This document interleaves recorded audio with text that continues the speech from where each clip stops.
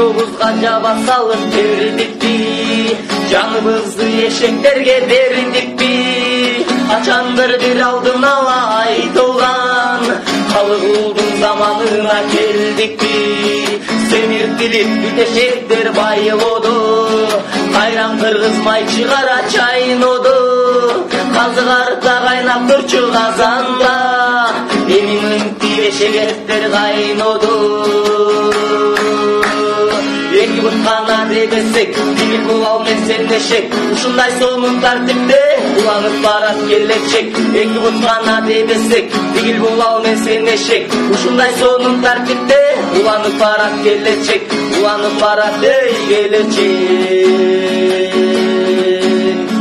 Баштан ашып бу турмуштун баласы, балик болду кыргызымдын каласы.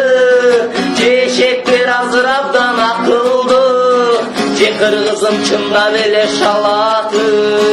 Ырдан кыргыз ырыңларда окмайда, Кыргызстанда кыйкыргандар жок пайда.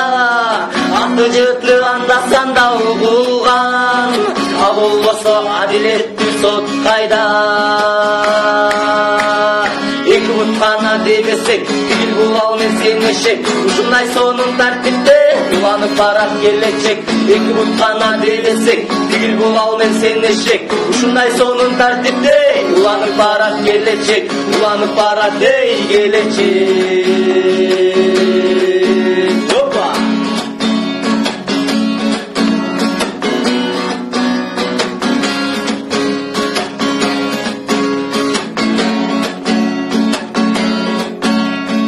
Oldu şiltep jata bersek bitteybiz, koroğu tolgon eşek boğun küttöybiz.